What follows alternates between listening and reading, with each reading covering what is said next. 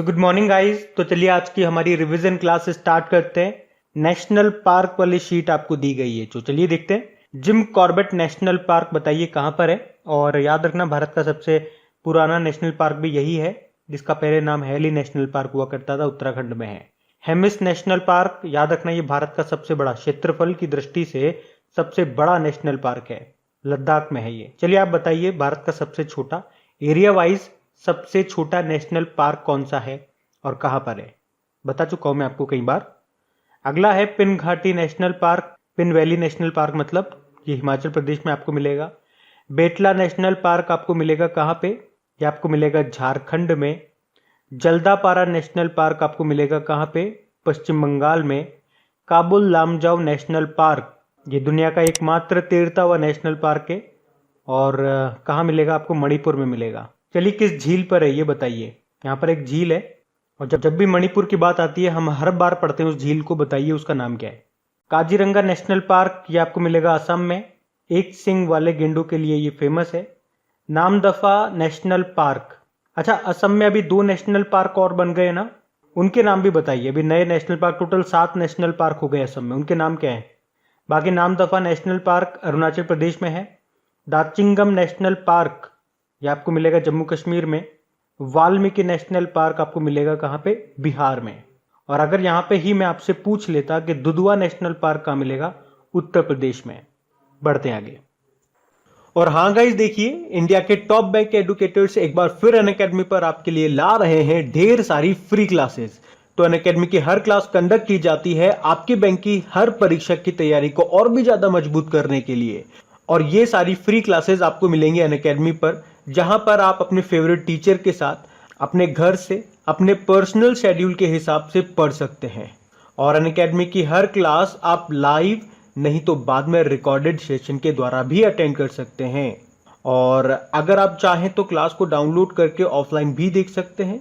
और आप live class में आस्क अ डाउट फीचर के द्वारा टीचर से अपने डाउट भी क्लियर करवा सकते हैं। और आप लाइव क्विजेज और टेस्ट सेशन भी अटेंड कर सकते हैं, जहां पर आपको अपनी लाइव रैंकिंग भी देखने को मिलेगी। और अनअकैडमी पर टोटल 12 भाषाओं में क्लासेस कंडक्ट होती है, तो आप अपनी फेवरेट भाषा में क्लास अटेंड कर सकते हैं। आप अपने टीचर के साथ इंटरेक्ट कर सकते हैं, लाइव पोल में पार्ट ले सकते हैं। और ये सभी फीचर आपको मिलेंगे एक ही प्लेटफॉर्म पर, एक ही सब्सक्रिप्शन के साथ। तो आज ही सब्सक्राइब करें अनअकैडमी पर और इन सभी बेनिफिट्स का लाभ उठाइए। और हाँ देखिए, अगर आप मेरा कोड जो कि है क्रेक एग्जाम 10 यूज करते हैं तो आपको एडिशनल 10% का इंस्टेंट डिस्काउंट भी मिलता है। तो आपको इन सभी क्लासेस के जो लिंक हैं वो नीचे डिस्क्रिप्शन में मिल जाएंगे, तो वहां जाकर के आप इन सबका बेनिफिट उठा सकते हैं। अभी हम बढ़ते हैं आगे। तो बताइए वर्ल्ड रेफ्यूजी डे, विश्व शरणार्थी दिवस कब मनाया जाता है, तो आंसर होगा 20 जून को। इसकी क्या थीम थी, together we heal learn and shine. फिर है वर्ल्ड योगा डे, 21 जून को मनाते हैं। आपको बताइए इस बार हमने 7वां योगा दिवस मनाया। इसकी थीम थी योगा फॉर वेलनेस, और यूनाइटेड नेशन ने जो इसकी थीम दी थी वो है योगा फॉर वेलबींग। दोनों मैंने आपको बता दिया। वर्ल्ड हाइड्रोग्राफी डे कब मनाया गया, 21 जून को। इसकी थीम थी 100 year of international cooperation in hydrography. और वर्ल्ड म्यूजिक डे ये भी मनाया गया 21 जून को ही। अंतरराष्ट्रीय ओलंपिक दिवस, इंटरनेशनल ओलंपिक डे कब मनाते हैं, 23 जून को। और United nation public service day, संयुक्त राष्ट्र लोक सेवा दिवस, 23 जून को मनाया जाता है। अच्छा बताइए अंतरराष्ट्रीय विधवा दिवस कब होता है, ये भी 23 जून को ही होता है, इंटरनेशनल विडो डे। और अंतरराष्ट्रीय नाविक दिवस, तो इसका आंसर होगा 25 जून को। और इसकी थीम थी seafarer at the core of shipping's future, नाविक शिपिंग के भविष्य के मूल में। एमएसएमई डे कब मनाया जाता है, 27 जून को मनाया जाता है। इस बार की थीम क्या थी, एमएसएमई 2021 की to an inclusive and sustainable recovery. MSME मतलब माइक्रो स्मॉल मीडियम एंटरप्राइजेज। बताइए एमएसएमई मंत्रालय इस बार किसको दिया गया है, यही हमारा नारा है, एमएसएमई ही सहारा है। तो नारा से नारायण नारायण, नारायण राणा इसका आंसर हो गया। वर्ल्ड सिकल सेल दिवस कब मनाया जाता है, 19 जून को। अब पुराने महीने के करंट अफेयर्स का रिवीजन करते हैं। तो बताइए किसे वर्ल्ड बैंक शिक्षा सलाहकार के रूप में अभी नियुक्त किया गया, तो आंसर होगा रणजीत सिंह डेसाले को। ये वैसे तो महाराष्ट्र के हैं और इनका नाम आपने ऑलरेडी सुन रखा होगा, क्योंकि 2020 का ग्लोबल टीचर पुरस्कार मिला था इनको। बताइए किसने nature TTL photographer of the year 2021 award से भी सम्मानित किया गया, किसे? तो आंसर होगा थॉमस विजयन को। ये केरल के हैं पर वैसे रहने वाले ये कनाडा के हैं, भारतीय मूल के हैं ये। इन्होंने एक तस्वीर खींची थी, औरंगुटान की तस्वीर, और उनकी तस्वीर का नाम था the world is going upside down. उसी के लिए मिला इनको ये पुरस्कार। वो औरंगुटान की तस्वीर आपको याद होगा, हमने डेली करंट अफेयर्स में पढ़ा था। बताइए 60वीं सीनियर राष्ट्रीय एथलेटिक्स चैंपियनशिप का आयोजन कहां पे किया गया? तो आंसर होगा पंचकुला में। ये पंचकुला में हुआ कि पटियाला में हुआ? तो ये हुआ था पटियाला में। और जो इस बार खेलो इंडिया यूथ गेम्स का चौथा संस्करण हो रहा है, मतलब होगा ये नवंबर में इस साल, कहां पे होगा? ये होगा पंचकुला में, हरियाणा के पंचकुला में। और वर्ल्ड एथलेटिक्स का हेडक्वार्टर कहां मिलेगा आपको? मोनाको में मिलेगा, और इसके प्रेसिडेंट सेबेस्टियन कोई हैं। बताइए विश्व समुद्री दिवस, वर्ल्ड ओशियन डे कब मनाया जाता है? तो आंसर होगा 8 जून को, और 8 जून को ही वर्ल्ड ब्रेन ट्यूमर डे भी होता है। और इसकी थीम थी विश्व समुद्री दिवस की ओशियंस लाइफ एंड लाइवलीहुड्स। प्रोत्साहित करने के लिए उन्हें ये गुलाबी बूथ शुरू किए थे। अभी CBSE ने पाठ्यक्रम में कोडिंग डेटा विज्ञान विषय शुरू करने के लिए किसके साथ समझौता किया था? माइक्रोसॉफ्ट के साथ।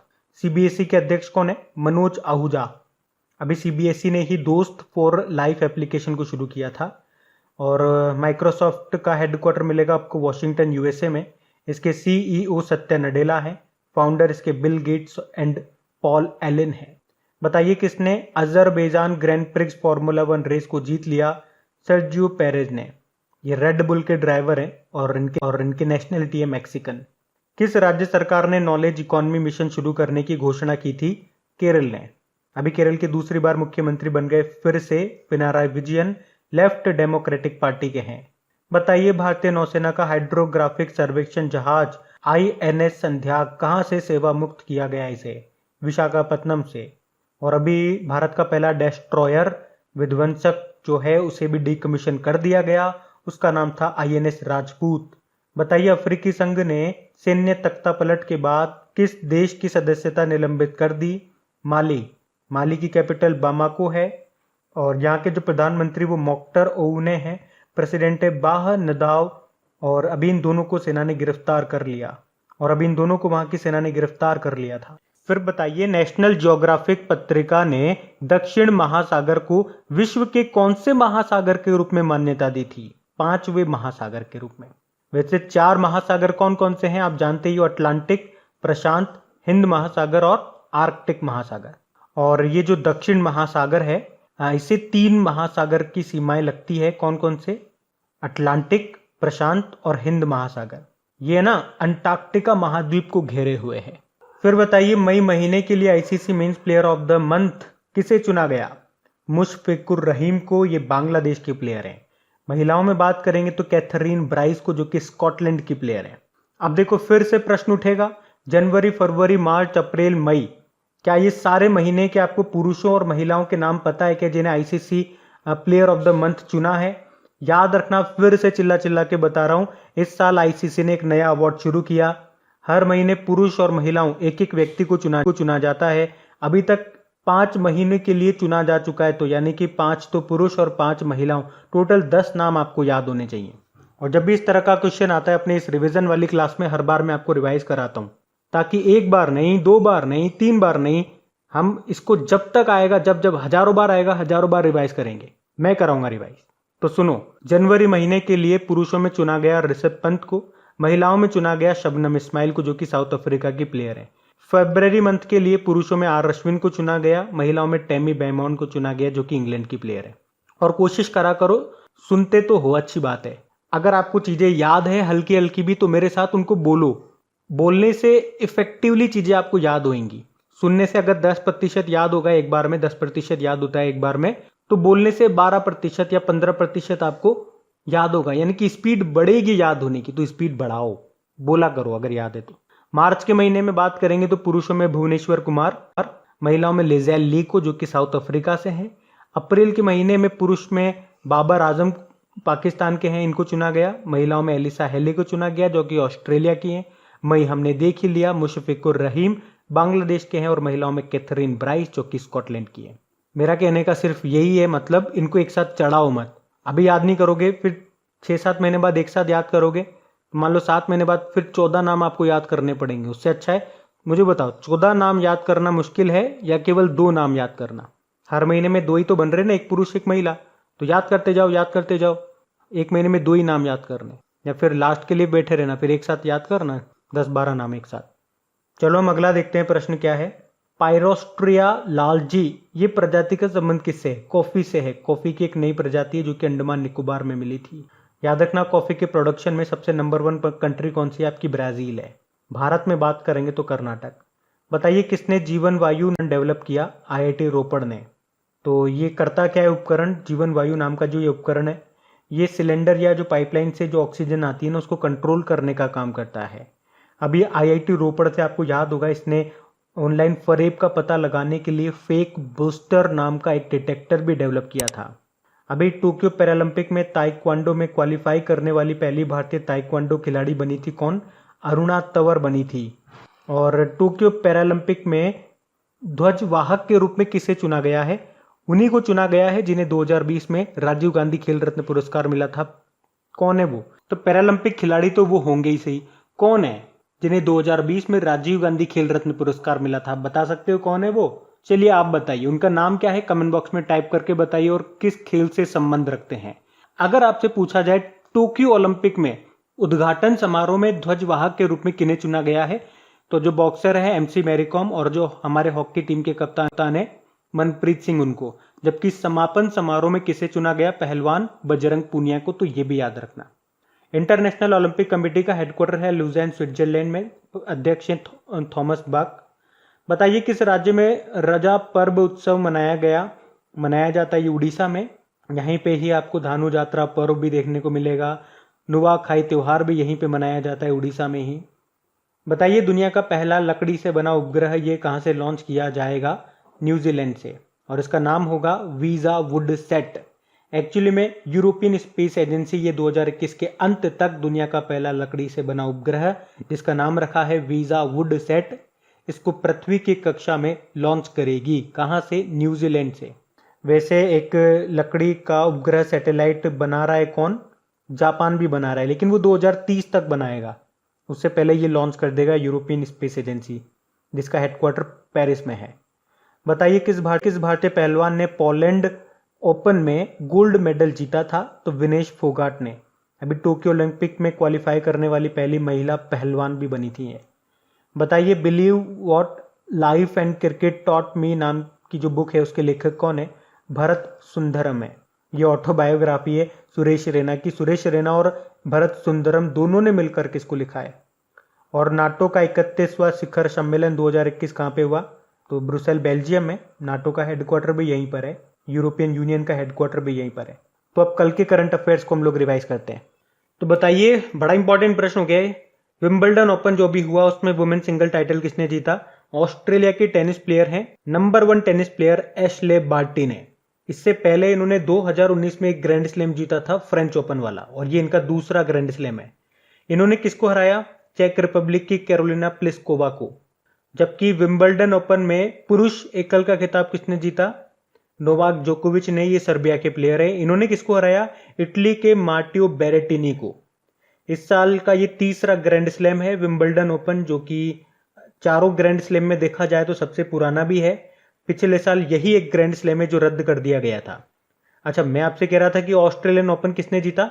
इस साल में सबसे पहला ग्रैंड स्लैम ऑस्ट्रेलियन ओपन ही हुआ था। महिलाओं में जीता था नाओमी ओसाका ने, जापान की हैं। पुरुषों में नोवाक जोकोविच विजेता रहे, जो कि सर्बिया के हैं। उसके बाद फ्रेंच ओपन हुआ, जिसे रोलैंड गैरोस भी कहते हैं। याद रखना, ये क्ले कोर्ट पे खेला जाता है। और किंग ऑफ क्ले कोर्ट किसे कहते हैं?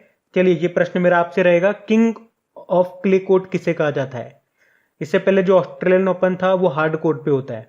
तो फ्रेंच ओपन में हम बात कर रहे हैं, महिलाओं का जीता था खिताब, वुमेन सिंगल टाइटल, बारबोरा क्रेचिकोवा ने, जो कि चेक रिपब्लिक की प्लेयर है।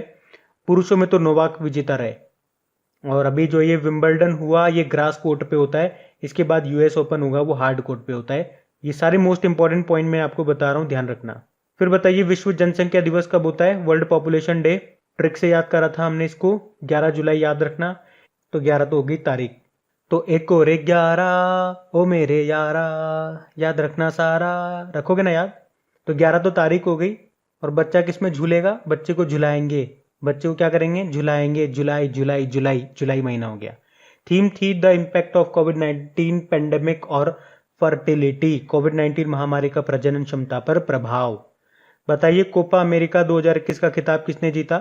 अर्जेंटीना ने जीता है। किसको हरा करके, ब्राजील को हरा करके। कहां पे हुआ था, ब्राजील में हुआ था, ये याद रखो। किसने जीता, किसको हराया, कहां पे हुआ। फिर बताइए टेरेंस गार्डन मिड डे टोटा नाम की बुक को किसने लिखा है, लेखक कौन है। थुम्मेती राघोथमार रेड्डी ने। अभी इसका अंग्रेजी अनुवाद की एक प्रतिलिपि है, कॉपी है, बुक है, जिसको वाइस प्रेसिडेंट को सौंपा गया है। अब बताइए भारत के पहले क्रिप्टोगेमिक गार्डन का उद्घाटन किया गया कहां पे, उत्तराखंड के देहरादून में। क्रिप्टोगेमिक क्या होता है, इसका मतलब होता है छिपा हुआ प्रजनन। मतलब इसमें कोई बीज नहीं है, कोई फूल पैदा नहीं होता, ये बिना बीज वाले पौधे होते हैं। तो इस तरह के क्रिप्टोगेमिक जो पौधे हैं, उस तरह की विभिन्न आपको 50 तरह की प्रजातियां मिलेंगी यहाँ पे। बताइए किस राज्य सरकार ने नई जनसंख्या नीति 2021 से 30 लाने की घोषणा की, उत्तर प्रदेश ने। और किसने नमो एप्लीकेशन अभियान शुरू किया था, दिल्ली भाजपा प्रमुख हैं ये आदेश गुप्ता ने। इन्होंने कहा कि इस एप्लीकेशन का उद्देश्य है लोग अपनी समस्याओं को, परेशानियों को सीधे प्रधानमंत्री तक पहुंचा सके। बढ़िया बात है। बताइए किस मैराथन को लगातार दूसरी बार कोविड के कारण रद्द किया जा रहा है, तो लद्दाख मैराथन।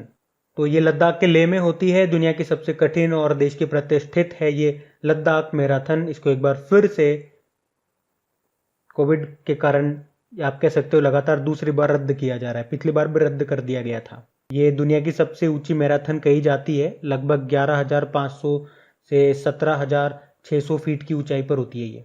बताइए किस राज्य ने 46 केम्पेगौड़ा विरासत स्थलों को घोषणा की, तो आंसर होगा केम्पेगौड़ा। अंतरराष्ट्रीय हवाई अड्डा कहां पर है, वहीं पर, कर्नाटक में। आयुर्वेद को लोकप्रिय बनाने वाले अभी किस डॉक्टर का निधन हो गया, डॉक्टर पीके वॉरियर का। इन्हें 1999 में पद्मश्री मिल चुका है। और 1999 में आपको पता है भारत का सर्वोच्च नागरिक सम्मान किसको मिला था, उन्हें मिला है जो कि भारत के पहले व्यक्ति बने थे जिन्हें अर्थशास्त्र का नोबेल पुरस्कार सबसे पहले मिला था। नोबेल पुरस्कार तो उन्हें मिला था 1998 में, और 1999 में उन्हें भारत रत्न मिला था। बताओ मैं किन की बात कर रहा हूं, मैं बात कर रहा हूं अमर्त्य सेन की। तो ये सारे पॉइंट्स ध्यान रखना। तो गाइज ये था आज का हमारा रिवीजन वाला सेशन। देखिए अगर सेशन अच्छा लगता है, मेहनत अच्छी लगती है, तो प्लीज़ मेहनत को अप्रिशिएट ज़रूर करें। अप्रिशिएट करने का मतलब है इसे शेयर ज़रूर करें।